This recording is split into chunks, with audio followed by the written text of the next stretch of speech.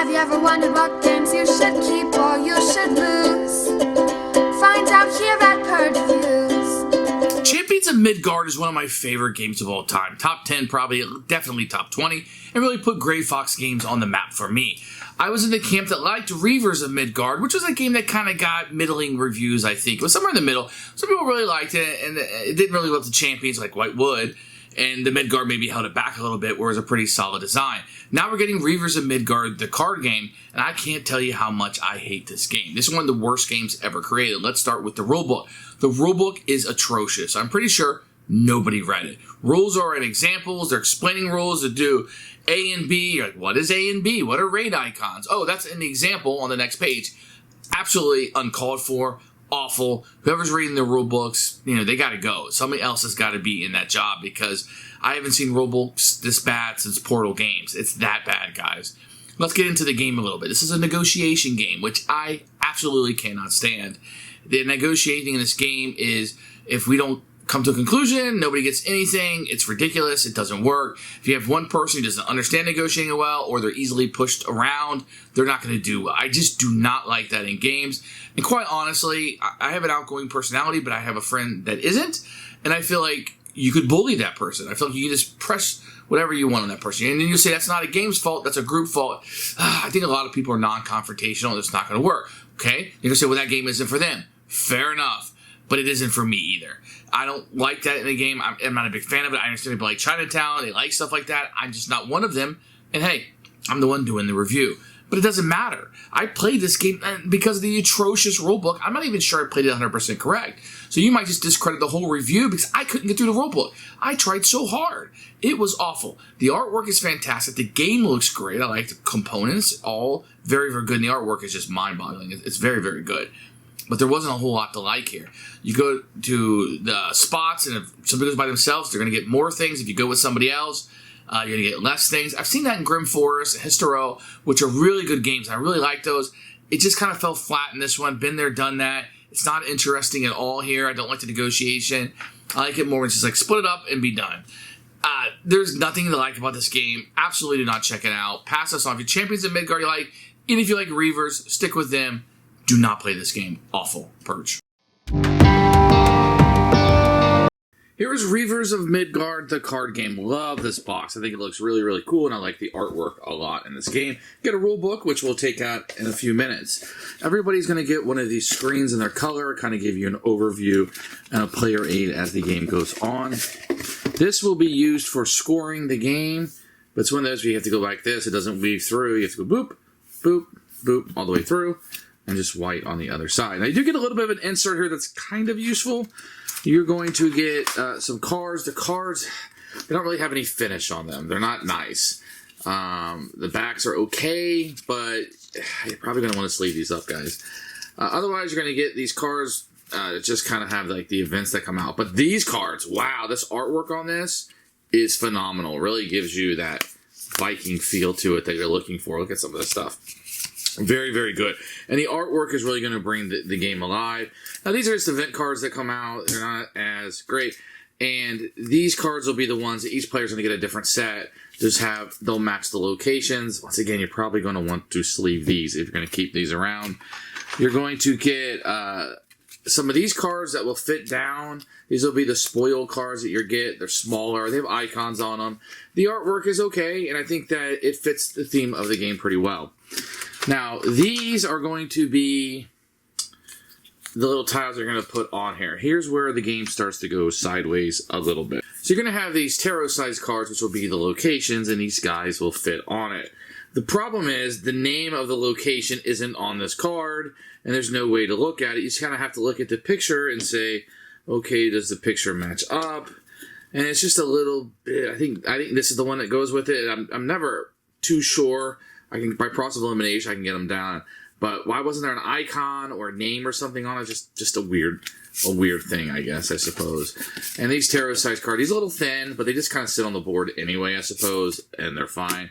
Now, I do have all of the component upgrades, which came with the Kickstarter. So you're going to get metal coins, and you're going to get little pieces that look like they're supposed to. With the With the retail version, you're going to get chits. Now, I didn't pop my chits out because I have the upgraded ones, but the cardboard seems to be okay, if not a little bit generic. I think this looks much worse, of course it does, than the Kickstarter upgrades that look really, really cool and kind of bounce off the table and kind of look. But the problem you're going to have is this doesn't necessarily match the icons all the time. So I think, because the rulebook never spells it out, I think that this little house symbol is supposed to be this house symbol, but they don't look alike. It's just the only extra component left over. So you have little things like that that don't match up great. I think with the tokens, they match up a lot better because it actually has the symbol on it, or this, for some reason, isn't in the same shape. Minor, but it's there. So the components are good. I would say, you know, if you like this game and you're going to play it a lot, I would definitely spring for the upgraded components. And I think that the insert does a good enough job. It's not perfect, but it does a good enough job. Here's the rule book, and this is where you're going to see trouble. Now, in the components section, I pointed out something where it didn't exactly match up. First of all, I have a picture of the components, but the upgraded components are not going to be in here. So you can kind of make heads or tails of most things, but not all things, because once again, this shape and this shape are not the same. So I don't know why, and I hate when that happens, but it's fine. I can overlook it. Here's a picture of the game setup. This is really, really nice. Once again, there's not a list of all of the components, but you have to keep kind of going back. You know, I'm kind of a fan of maybe when this page and this page can be combined, but I'm nitpicking a little bit here on this because there's much bigger issues. First of all, there's no turn overview. There's no turn overview anywhere in here that will just explain how a turn will go. Even on the player aid, you're going to get this right here, but there's nothing in the book that's going to tell you what the turn order is. So I now have to refer to the player aid in order to get a game round or turn order here, which is ridiculous. So when you start going in here, and I'm going to point out some things. So, once again, the icons aren't going to match the components I was given. That's fine. I can deal with that. But it says stuff like number of coins shown, process for all spoils, and raid icons. I don't know what those are. They have not yet explained it to me. If you read just the rules, you will never have that answered. You actually have to go down into the example to start figuring out what things mean and where the definitions are, which is fine. It's not perfect. It's not great. But when I'm trying to refer to it in the game, I got to remember, okay, what was in the example? What was in that? And it kind of gets kind of messy. Then we'll play our destination cards. We'll activate the locations. Here's one of the rules that I hate. They have no way to, if two people go to the same location, there's no way to determine what it is. They want you to negotiate it like Vikings are in a courtroom. It's a terrible rule. If you like negotiation games, you'll deal with it, but it's really unthematic if you ask me. And then you'll go through the location actions, which basically are pretty common. I think the icons here are fairly good. They can see, and there's a backside to them. End of the round and how to score the game up, I think is fine. The game says it's a two-player game. Well, sort of. It's a variant, and you got to have a dummy player. And to me, I think game boxes, instead of saying 2 to 6, should say 3 to 6, and then give you a two-player variant inside. Or put 3 to 6, a two-player variant, or something to tell you the game doesn't go with two players. And you know what it is, and maybe I'm nitpicking a little bit on this, but it's just because this rule book is atrocious. I didn't like it at all. I found it very hard to learn how to play what should have been a simple game. Okay, I'm going to try to explain the rules of this game. And this is where anybody who loves this game is going to attack me because the rule book isn't very good. I'll be very honest with you. You're going to put a number of these out based on the number of players, and these will be the locations that you will have. Now, I'm not going to dive too deep. This is where I'm telling you it's a little bit hard. I got to match these up to see what could potentially fit. Let's see. It looks like that one might go there. These don't have any water on them. That doesn't look the same. So, did I miss one? Let's see here. It doesn't look this. And you have to do this all the time. Okay.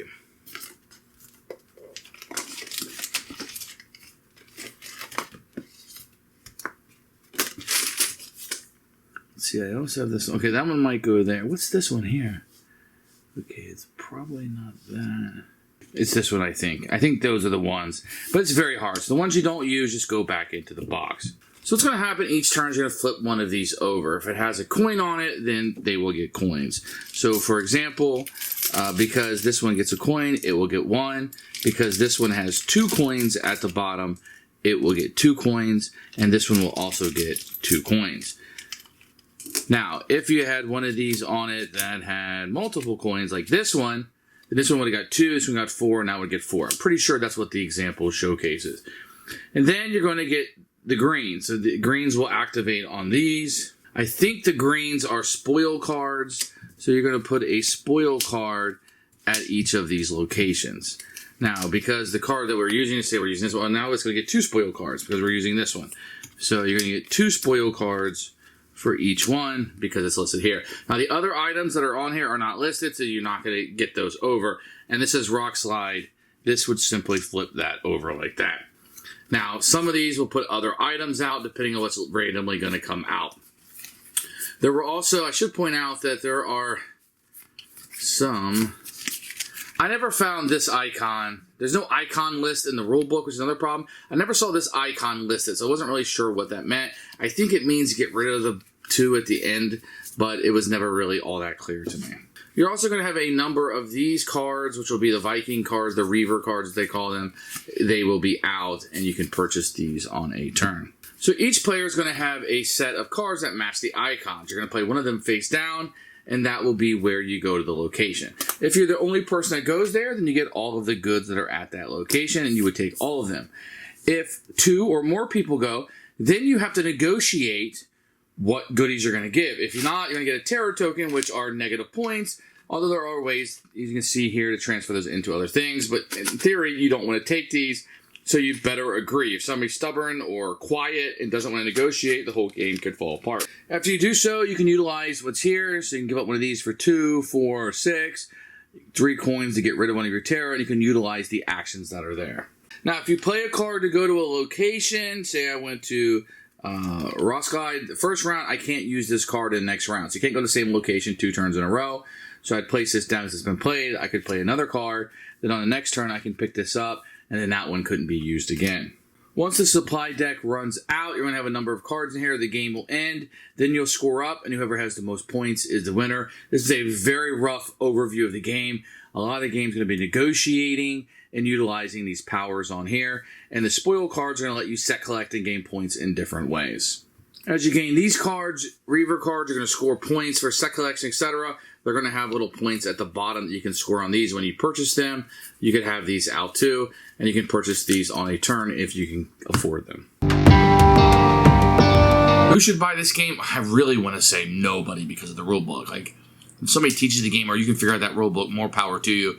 But let me be a little bit more welcoming here. If you like negotiating games, if you like the aspect of going somewhere, you're going to get a whole bunch of stuff, you know, so you're trying to guess where people are going to go, that's in here, that's really good. The artwork is great. It does continue the line of Reavers and Champions of Midgard with the art format. That is very good. If you don't like negotiations, skip this game right by. If you like that, maybe you'll try it before you buy it. For me, this is an absolute purge, one of the worst games I've ever purchased.